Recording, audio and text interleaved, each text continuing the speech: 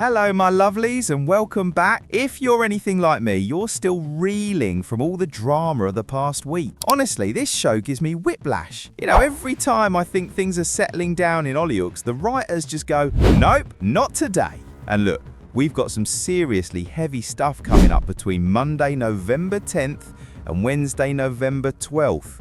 I mean, we're talking about a shock proposal, a truly terrifying dating disaster, and a storyline that could finally tell us who shot Tony. But the one that really gets me is Lucas. Bless him.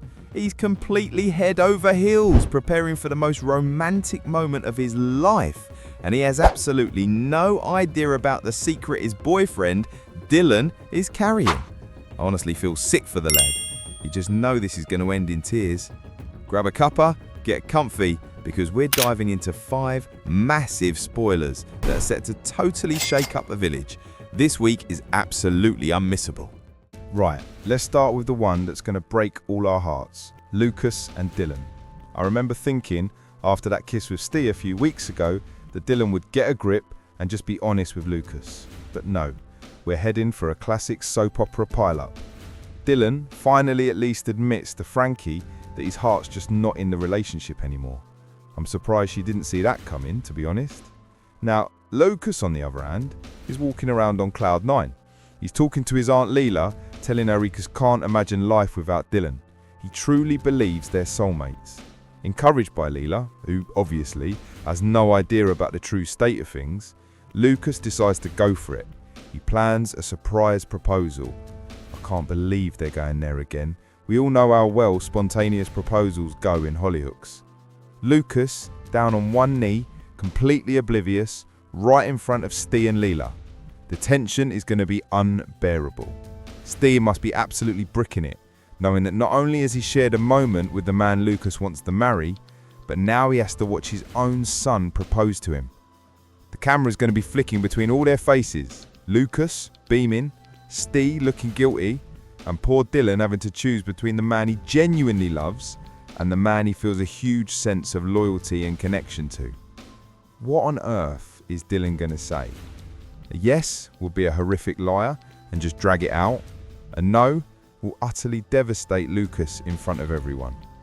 This could really shake things up between the whole Hay Dean McQueen clan, and I have a feeling Steve might just have to step in and stop the train wreck before it happens. Honestly, my stomach is churning just thinking about it. The next one is a storyline that makes me incredibly uncomfortable, and I worry for Frankie. We all remember Sully Sullivan, the sex offender who thankfully ended up getting his comeuppance, but he's still a vile piece of work. Frankie, who's trying to be a bit grown up and explore her options, has been using dating apps in Liverpool. She matches with Sully online, and she's absolutely delighted. Now, the big problem here is that she's lied about her age, and she has no idea of Sully's truly wicked past. The two of them actually bump into each other in Price Slice, of all places, and they exchange numbers. Frankie, all excited, talks to Dillon about her doubts over online dating, and he offers to play wingman, which is sweet, but Dillon has no clue who Sully is either. It's such a scary storyline because we know the truth, but Frankie doesn't. She's completely vulnerable, meeting up with a manipulative predator. Let's just hope that before she actually goes on the date, someone, maybe Leela, who might recognise him, or even a slip-up from Dillon, realises who this man is before Frankie is put in serious danger. Viewers might remember when Sully was a menace in the village before, and the thought of him targeting another young girl is just awful. We need someone to step in, and fast. 3. Aunt Hutchinson is in the frame for Dad Tony's attempted murder. The mystery of who shot poor Tony is still hanging over the village, and this week it looks like his own son is going to be properly in the frame. Darren returns to Hollyoaks after being arrested over the shooting, but they didn't have enough evidence to hold him. You can imagine how furious this makes Anne, who's desperate to find the culprit. His sister Dee Dee tries to calm him down, but then their granddad Froggy has to step in as well. Now, Ant's been acting very strangely lately, glued to his phone, constantly on edge. His mum, Diane, who's sick of seeing him so distracted, decides enough is enough and confiscates his phone until he calms down. And then comes the shocker. His younger brother, Ro, is looking through the confiscated phone and finds a picture of Ant holding a gun on the very day Tony was shot. What? That's a massive, massive revelation. Was Ant really responsible for trying to kill his own dad? Could he be that angry or unstable? It seems almost unthinkable for such a popular, long-standing character like Tony to be shot by his own son. The drama is going to ramp up incredibly quickly now that Diane knows. How is she going to confront her son? The family is already fragile, and this could just tear them apart completely. Just a quick pause before we get to the last couple of spoilers.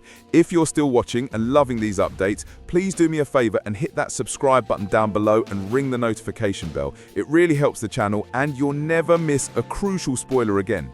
Right, let's get back to the tears and trauma. Cleo McQueen struggles in the wake of her childbirth. This is another sensitive, heartbreaking story, but I'm so glad Hollyoaks is tackling it with Cleo. She finally gets the all clear to be discharged from the hospital, which should be a huge relief, but the struggle is clearly far from over.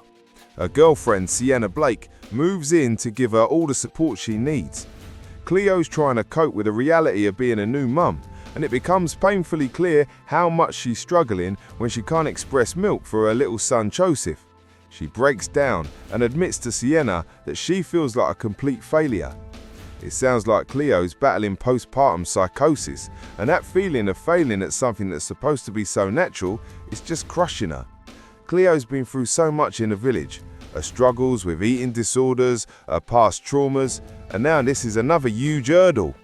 Sienna, thankfully, seems like a wonderful rock for her, but it's going to take a huge toll on her too. We're going to see Cleo at her most vulnerable, and it's going to be a tough watch. She needs professional help and all the love the McQueens can give her. We're all rooting for you, Cleo.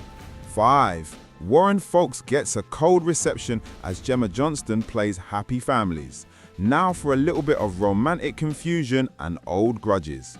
Warren Foulkes is back in the village, settling into life, and honestly, you know he can't resist stirring the pot.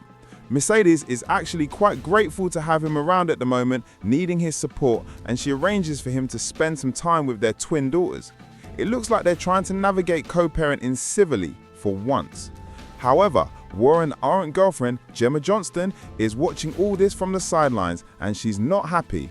To make matters worse, she tries to overcompensate by acting all friendly and nice towards Mercedes, which, let's be honest, is probably just making things incredibly awkward for everyone involved. I mean, who tries to be best mates with their boyfriend's ex? It just screams insecurity. Meanwhile, another person who is completely unimpressed by Warren's return is Goldie McQueen. And can you blame her?